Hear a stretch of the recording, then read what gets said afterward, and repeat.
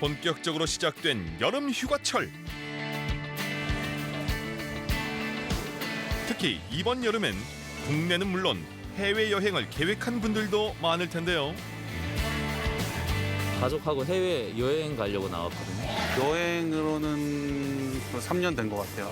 어젯밤부터 완전 긴장해서 잠도 못 자고 진짜 오늘 비행기 타는다 그러니까 하지만 고환율과 고물가 등으로 인해 마음 편히 떠나기가 쉽지만은 않은 상황. 여기에 코로나19 재확산으로 여행객들은 불안감을 감출 수 없습니다. 저희도 이제 정부 방역 당국의 그런 지침을 좀 귀 기울이고 있고요. 그래도 여기서 더 확산되지 않도록 좀 그렇게 지금 기원하고 있는 상황입니다. 코로나19로 인해 두 번의 여름을 건너뛰고 제대로 맞이한 2022년 여름 휴가. 걱정을 잠시 내려놓고 여름을 즐기기 위한 시민들의 휴가 계획은 어떻게 되는지 지금부터 그 속내를 찬찬히 들여다보겠습니다.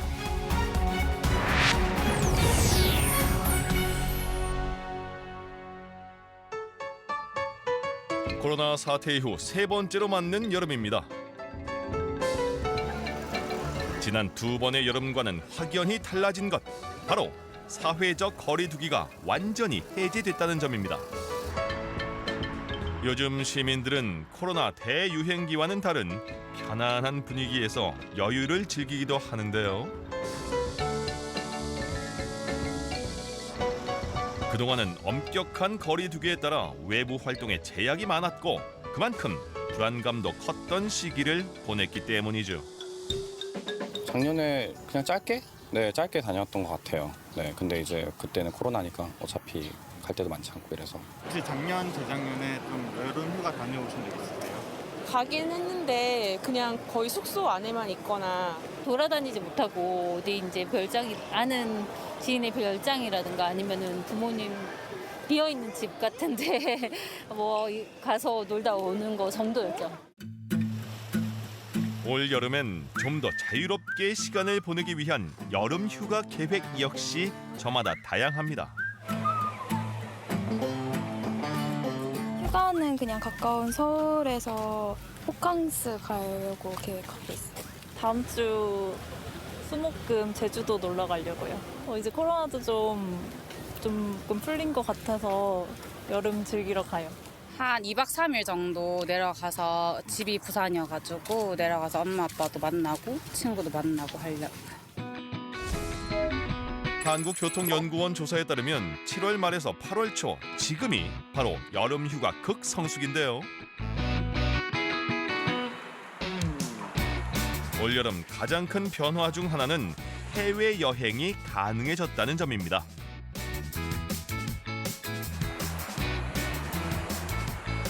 지난 6월 8일부터는 코로나19 백신 접종 여부나 국적에 관계없이 모든 입국자에 대한 격리 의무가 사라졌기 때문이죠. 인천국제공항의 항공 편수와 비행 시간을 제한했던 규제 역시 모두 풀렸습니다.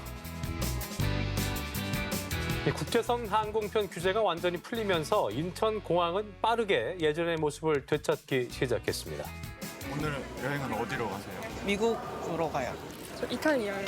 싱가포르로 갑니다. 필리핀 세부로 가족 여행 가려고 나왔습니다.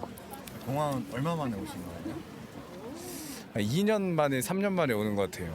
코로나 이후로. 스페인으로 여행 갈 것 같아요. 특히 우리나라 사람들이 선호하는 여행지 가운데 하나인 일본. 지난달 말 김포 하네다 노선이 2년 3개월 만에 재개된 데 이어서 인천 삿포로 노선 역시 다시 운행되며 일본 여행이 수월해졌는데요. 코로나 사태 이전 연간 110만 명이 이용한 한중 교류의 핵심 노선 인천 베이징 노선 또한 지난 23일 다시 열리며 국제 이동이 본격화되고 있습니다. 실제로 올여름 성수기엔 지난해 같은 기간보다 791% 폭증한 171만여 명이 인천공항을 이용할 것으로 예상되고 공항 혼잡도 역시 오는 7일쯤 정점을 찍을 것으로 전망되는데요. 운항하는 항공기 또한 지난해 같은 기간에 비해서 598% 증가한 8,071편으로 추산됐습니다. 하루 평균 약 404편이 운항하는 셈입니다. 그동안 이제 잠재적으로 여행에 대한 욕구들이 많이 있었고요. 사람들이 가장 못 참아하는 게 지루함이라고 얘기를 합니다. 그런데 그 지루함을 극복할 수 있는 거는 자기의 일상의 공간을 벗어나야 되거든요. 요번에 이제 여름이 오면서는 어느 정도 해제가 됐기 때문에 많은 사람들이 여행하려고 준비를 하고 있었고, 그동안 국내 여행만 했다면 이제 해외여행까지도 가고 싶은 욕구들이 매우 높아졌다고 생각을 합니다. 지난 2년여간 여행업계는 코로나 사태로 인해 사상 최악의 침체기를 겪었습니다. 여행사, 면세점, 그리고 저비용 항공사 등 관련 업계 모두가 타격을 피할 수 없었죠. 여행사는 여행객이 거의 제로에 가까웠습니다. 혹자들은 뭐 국내 여행을 많이 갔지 않냐라고 얘기하기도 하는데요. 보통 국내 여행도 여행사를 통해서 가신 분들이 아니라 개별적으로 그냥 뭐 친인척을 찾아가거나 뭐 이제 개인이 이제 운전해서 찾아가거나 이런 식의 여행이었지, 여행사를 통해서 단체로 어떻게 여행을 가거나 이런 것들은 거의 전무했다고 볼 수 있죠. 그러니까 2년 반 가까이 그 여행사의 매출이 거의 제로에 가까웠습니다. LCC는 사실 국제선 매출이 80% 이상을 차지합니다. 근데 이제 코로나 기간 동안 운항편이 5%도 안 됐기 때문에 상당히 좀 힘들었고요. 그다음에 직원들이 이제 휴업과 휴직을 이제 반복하면서 좀 버티다 보니까 그런 부분들이 가장 좀 힘들었습니다. 상황이 이렇다 보니 관련 업계는 자구책을 마련했는데요.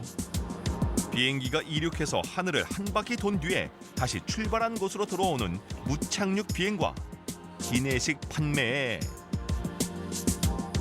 승무원 체험까지 다양한 시도가 이어졌습니다.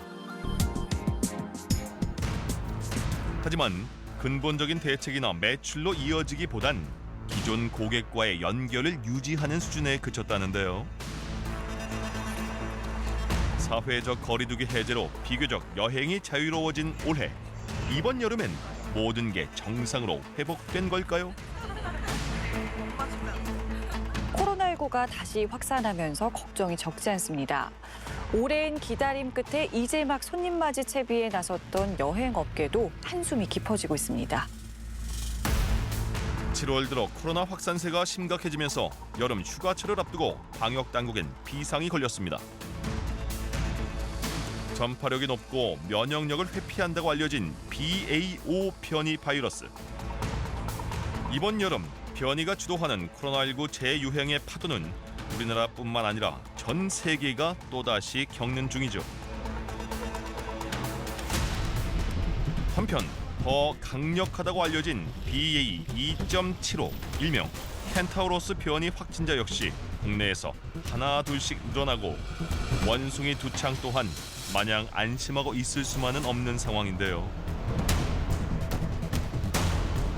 방역당국은 해외 유입에 대해 공수해 등의 조치를 하기보다는 검역 인력을 늘리고 해외 입국자가 해야 하는 PCR 검사를 기존 3일 이내에서 24시간 이내로 강화하는 조치를 취했습니다.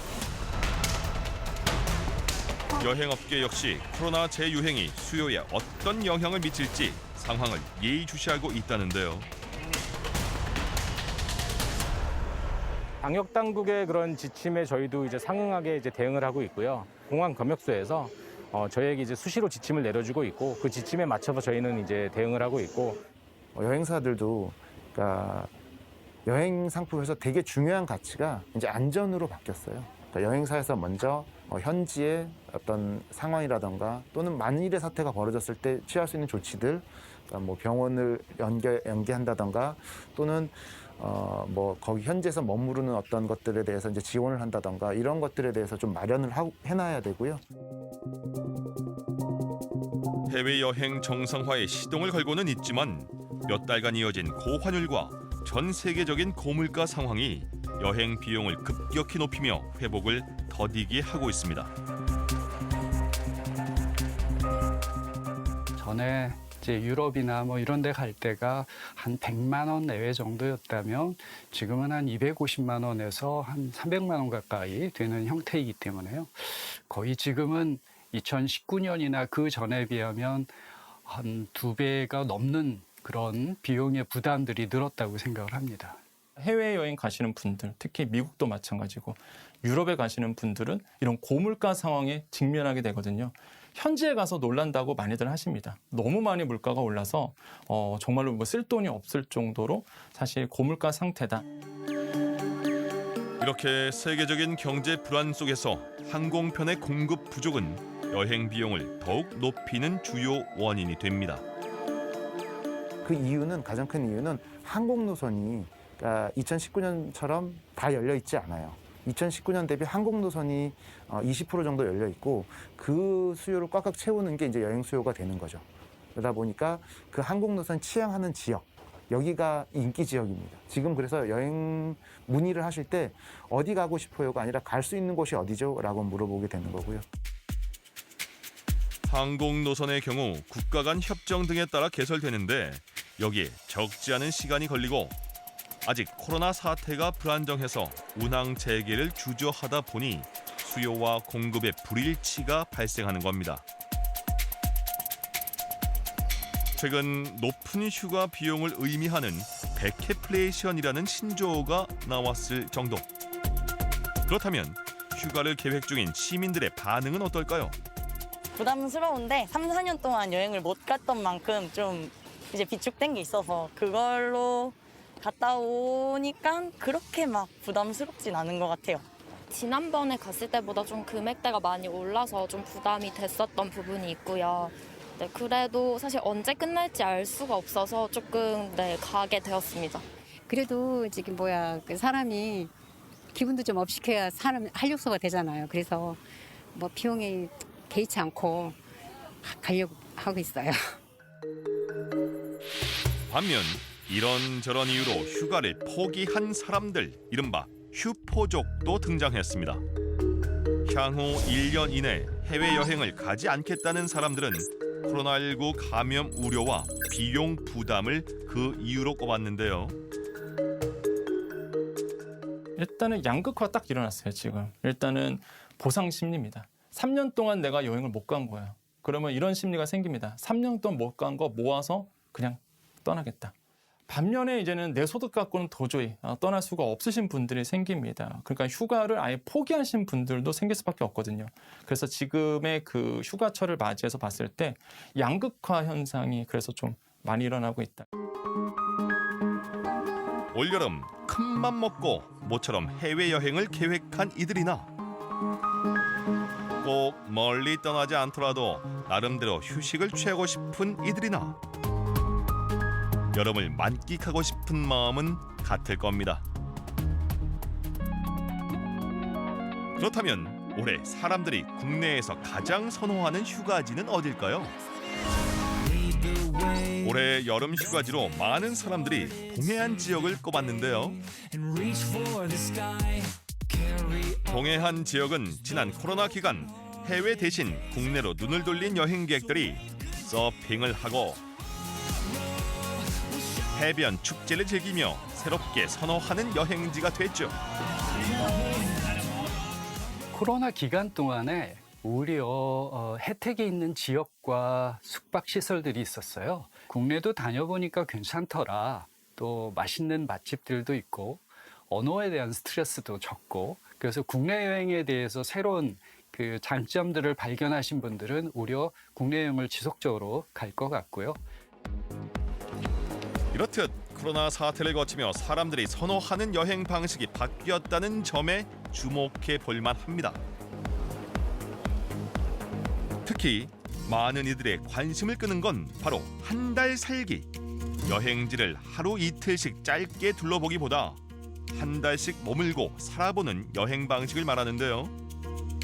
유명인들도 여행지에서 한 달 살기 생활을 공개하는 등 최근 인기 있는 여행 방식으로 떠오르고 있습니다. 여행 온 듯 같고 여행 온 것 같은데 집 같아. 사람들의 여행 패턴을 계속 분석을 해왔었는데 사람들의 여행 패턴이 되게 여행 기간이 길어지는 거예요. 되게 예전에는 관광지 위주의 여행을 좀 많이 했다면 요즘에는 그 현지 그대로 뭔가 느끼고 현지 음식도 먹어보고 뭐 현지 친구들도 만나고 이런 현지에 좀 녹아드는 여행들을 좀 하고 싶었던 그런 양상들이 발생했었고 현지를 좀 느껴보려면 2박 3일 이런 건 너무 짧잖아요. 못해도 뭐 일주일, 2주일, 한 달 정도 있어야 되는데 특히 코로나 사태라는 특수한 상황이 한 달 살기에 대한 욕구를 더욱 높였는데요. 그 이유는 과연 어디에 있을까요? 코로나로 인해서 리모트 근무들이 조금 활성화되면서 회사를 굳이 나가지 않아도 될 상황들이 생긴 거죠. 그럼 굳이 집에 있을 필요도 없게 됐잖아요. 그래서 좀 더 그런 것들이 활성화됐던 부분들이 있었던 것 같습니다. 일과 휴식을 함께하는 워케이션이나 장소에 구애받지 않고 업무를 하는 디지털 노마드 문화가 코로나 사태와 맞물리면서 확산된 건데요. 한 달 살기가 주목받는 데에는 또 다른 중요한 이유가 있습니다. 가장 큰 목적은 좀 힐링이 아니었을까. 왜냐면 이 답답하잖아요. 한 6살짜리 아드님 한 분이랑 어머님이 이제 오셨더라고요. 우리 아이가 코로나 때문에 학교도 못 가고 아파트에서 뛰지도 못하고 되게 답답했었는데 이제 이런 고성에 와서 해변도 가고 아이가 좀 밝아지는 것 같아서 되게 기분이 좋다 이렇게 얘기해서 저희도 되게 뿌듯하더라고요. 근데 그런 부분들도 코로나 시기에 사람들에게 좀 좋았던 부분들이 아닌가 싶습니다. 코로나19가 바꾼 여행 문화. 언젠가는 1년 중 3개월은 제주도에서 또 3개월은 프랑스 파리에서 그리고 나머지는 휴양지 발리에서 보내는 그런 여행도 가능하지 않을까요?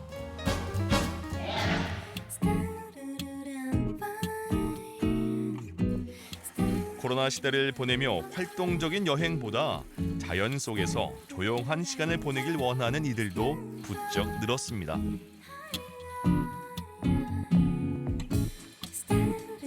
도심에서 좀 떨어진 곳에서 여름 휴가를 보낼 수 있는 곳이 요즘 인기라는데요.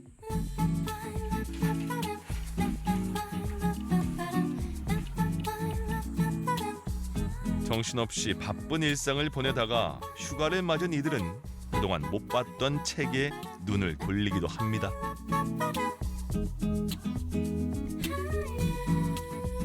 책을 사랑하는 가족이다 보니까 자연스럽게 서재를 공용 기반으로 해서 이렇게 게스트하우스를 운영하게 됐는데요. 그렇게 하다 보니까 오시는 분들도 책을 좋아하시는 분들, 자연을 사랑하시는 분들, 그리고 혼자만의 시간을 오롯이 즐길 줄 아시거나 혹은 그런 걸 해볼 준비가 되어 계신 분들이 여기를 찾아오게 된 것 같아요.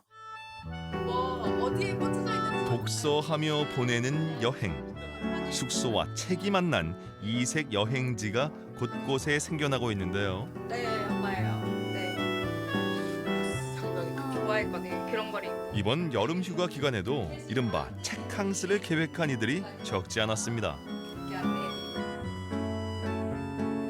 정신적으로 지친 이들이 도움될 만한 책을 추천받고 마음껏 사색에 잠길 수도 있는데요.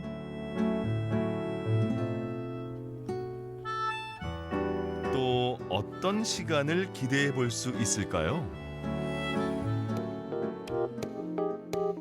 이런 숙소는 자연 속에 자리한 곳이 많은 만큼 창밖에 우거진 초록색의 나무를 감상하며 우리의 눈을 쉬게 하고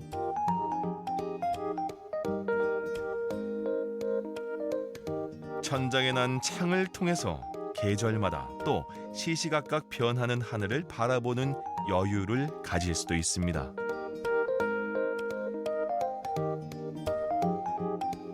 때문에 코로나 대유행기 자연 속에서 휴식을 취하고 싶은 이들이 이런 곳을 찾는다고 하는데요. 특히나 환경에 대한 것, 자연 환경을 아주 좋아하는 경향들이 높아졌어요. 번잡하거나 복잡한 여행지를 좀 멀리하는 그런 경향들 역시 높아졌고요. 사람들이 이 코로나 속에서의 그 우울감, 힘듦 이런 것들을 자연환경 속에서 스스로 치유하고 싶은 그런 여행들이 늘어났다고 생각을 합니다. 빽빽한 책들 사이에 눈에 띄는 방명록. 이곳에 머물렀던 사람들의 소감을 보면서 코로나 기간 많은 이들이 어떤 심리적 변화를 겪었는지 짐작할 수 있었는데요.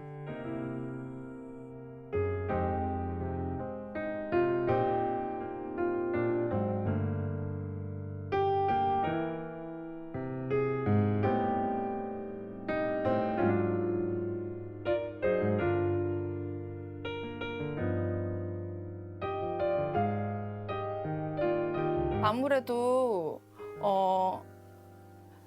사람과 만나는 거를 못하게 되었잖아요. 어디 가는 것도 당연하거니와.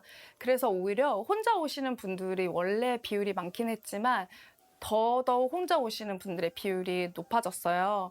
아마도 그거는 누군가 만나지 않으면서 예전에는 몰랐던 어떤 휴식 같은 거를 취하는 방식이 조금 달라진 것 같아요. 코로나 사태는 그동안 우리가 잊고 있던 휴식의 가치를 일깨우고 쉼의 방식도 돌아보게 했습니다. 자연이랑 같이 이렇게 어우러지는 모습이 좀 편안하게 쉬다 가고 싶어서 여기 좀 근처에 좀 걷고 책 읽고 푹 자다 가려고요.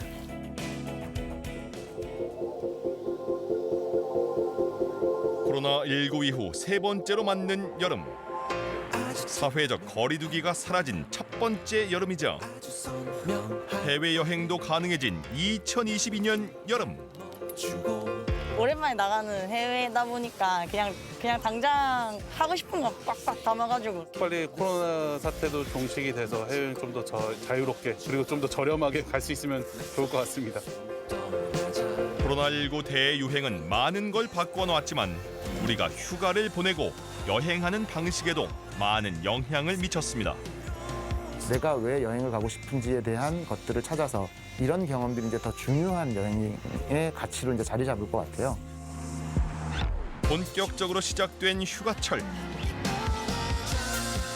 이번 여름 여러분은 어떤 휴가를 보내고 싶으신가요?